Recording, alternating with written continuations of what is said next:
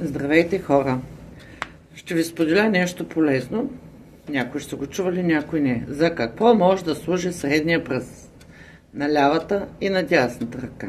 В зависимост. Само трябва да запомните, дясната ръка е мъжката част, мъжката страна, лявата ръка е женската част, женската страна.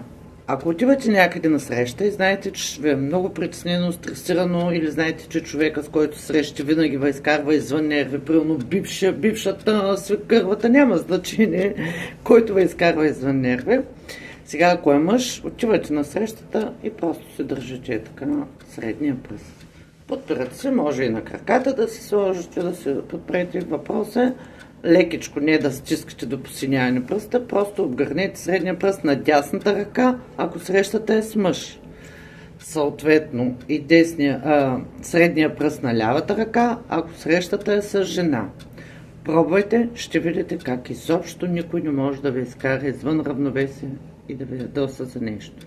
Пробвайте, нищо не ви струва. Чао, чао!